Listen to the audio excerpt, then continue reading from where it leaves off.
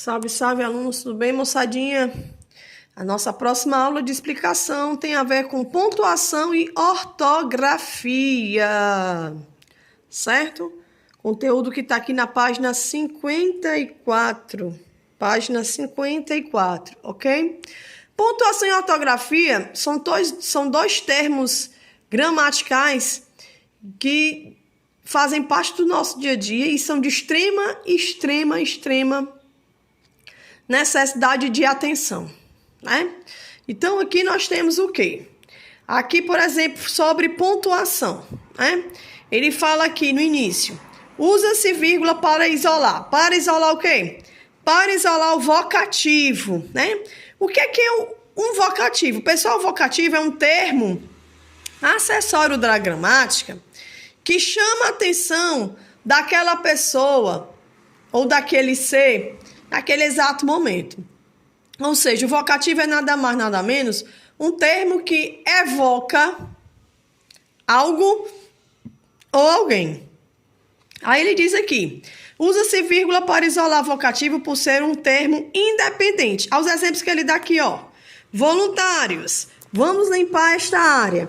Quem é que nessa frase aqui, voluntários, vamos limpar esta área.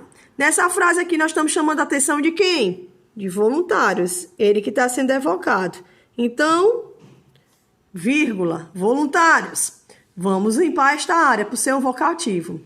Vamos limpar esta área, voluntários. Desloca o vocativo do início lá para o final. Vamos limpar esta área, voluntários. Continua, quem é que continua sendo chamado a atenção? Voluntários, né? Então, é deslocado aqui a vírgula. Então, tanto o vocativo, tanto pode vir no início, como no final, que ele vai ser deslocado pela vírgula, né? Quem está sendo chamado a atenção? Né? Vamos, voluntários, limpar esta área. Aqui, voluntários, ele foi deslocado para o meio. Quem é que está sendo chamado a atenção? Voluntários, não é isso? Então, tanto faz o vocativo vir no início, no meio, ou simplesmente no final, que ele vai ser isolado por qual sinal de pontuação? Pela vírgula, né?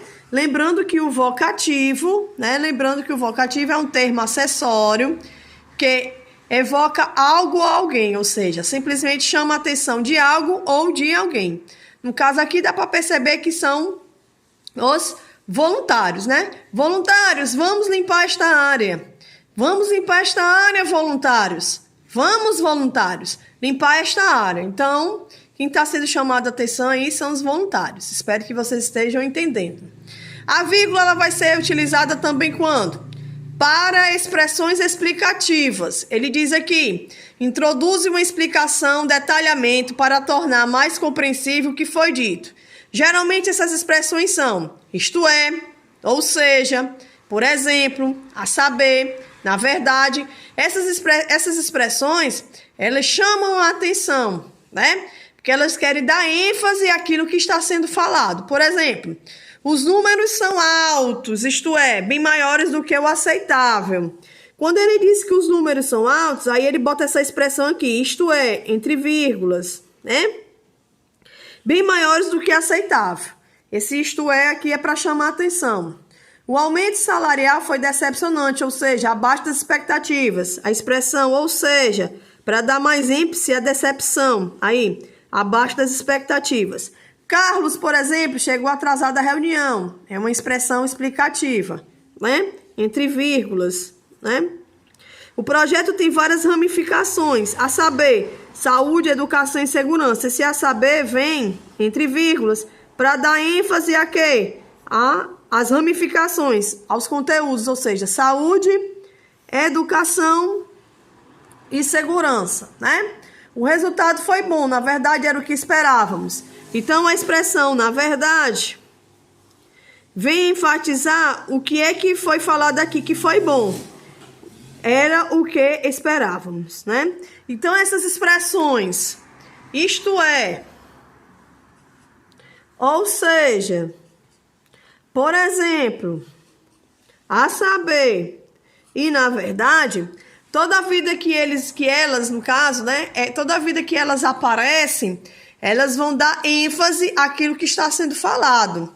E outra coisa, sempre que elas aparecem também, além de dar ênfase ao que está sendo comunicado, falado, compartilhado, dialogado, elas vêm entre vírgulas, né? Isto é, ou seja, por exemplo, a saber e na verdade, ok? Agora aqui, expressões retificadoras, né? O que é retificar? É corrigir, né? Introduzem uma correção ao que foi dito anteriormente. Então, quais são essas expressões retificadoras? Ou melhor, né? Aliás, isto é. Então, toda vida que elas aparecem, elas vão introduzir uma correção. Estive lá ontem, ou melhor, né? Não foi ontem, foi anteontem, né? Então, esse ou melhor é para ratificar. Então, não foi ontem, foi anteontem, vou corrigir. Não tenho saído, aliás, fui ao cinema hoje. Aliás, como é que você não tem saído e foi hoje ao cinema, né? Então, ele corrige aqui. Fiz uma boa viagem, isto é, tirando as esperas em aeroportos. Como é que você fez uma boa viagem e você ficou ali naquela chatice das conexões em aeroportos, né? Então, isto é, vem para corrigir aquilo que você está falando, né? Então, essas expressões, ou melhor, aliás, isto é, sempre que aparece para introduzir uma correção. E toda a vida elas vêm entre vírgulas, não esqueçam, tá? Toda a vida elas vêm entre vírgulas, ok? E por fim, as datas, né? As datas quando aparecem, elas sempre vêm sendo separadas em relação à localidade, né? Aqui no caso, São Paulo, vírgula, 19 de janeiro de 2019, né? Fortaleza, vírgula, 22 de maio de 2020, né? Rio de Janeiro, 13 de setembro de 2018. Sempre que aparece o estado, a localidade, né? Tem o deslocamento da vírgula e depois vem a data, o mês e o ano, né? Salvador, vírgula, né? 25 de outubro de 2017. Então, a vírgula, ela vem para deslocar a localidade da data, do mês e do ano, ok? Então, o que é que nós temos aqui na pontuação, né? Usa-se a vírgula, né? Para isolar o vocativo, que é aquela expressão de quem está sendo chamado a atenção, no caso aqui, voluntários, né? Essas expressões explicativas, né? Isto é, ou seja, por exemplo, a saber, na verdade, toda vida que elas aparecem era para explicar algo a mais, um detalhamento, né? E sempre elas vêm entre vírgulas, não esqueçam em relação a isso, sobre isso. Essas expressões retificadoras que vêm para corrigir algo que foi falado anteriormente. Ou melhor, aliás, isto é, né? Também entre vírgulas. Lembrando a vocês que o isto é, tanto pode ser uma expressão explicativa para falar algo detalhado, né? Como pode ser uma expressão que vem para corrigir algo que foi dito anteriormente. Mas independentemente de ser algo explicativo ou algo explicador, algo de correção, né? Elas vêm entre vírgulas, ou seja, ela vem entre vírgulas, tá legal? E nós temos também as datas, né? Que elas são utilizadas, as vírgulas são utilizadas para isolar entre a localização, o mês, o dia e o ano. Ok, pessoal? Espero que vocês tenham entendido. Salve, salve, moçada! Vamos continuar falando aqui sobre gramática, né? Ortoépia e prosódia.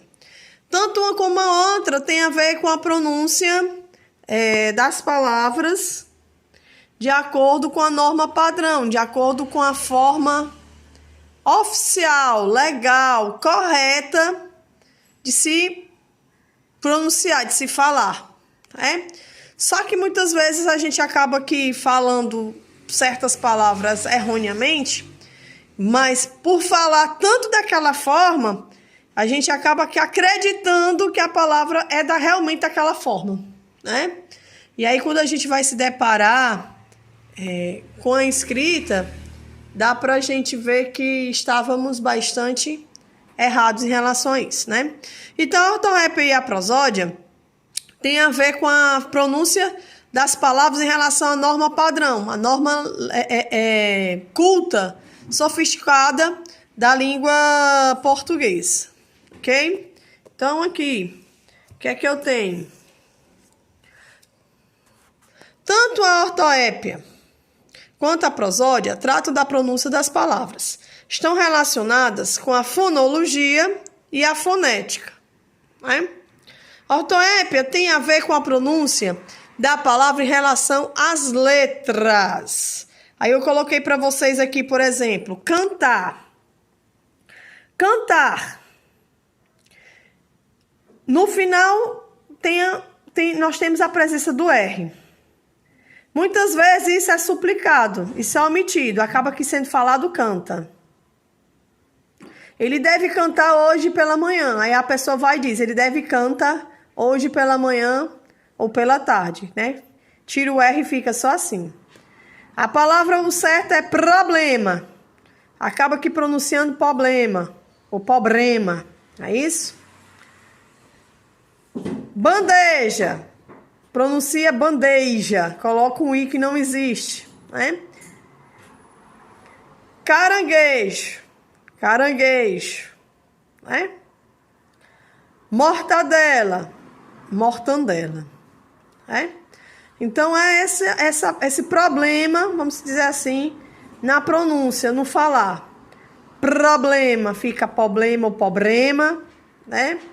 Bandeja é bandeja. Caranguejo, né? Caranguejo, né?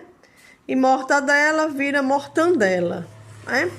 Então, a ortoépia tem a ver com a pronúncia da palavra em relação às letras. Em relação às letras. Já a prosódia trata da correta pronúncia das palavras quanto à posição da sílaba tônica, ou seja, da sílaba mais forte, né? Há esse erro mesmo, né?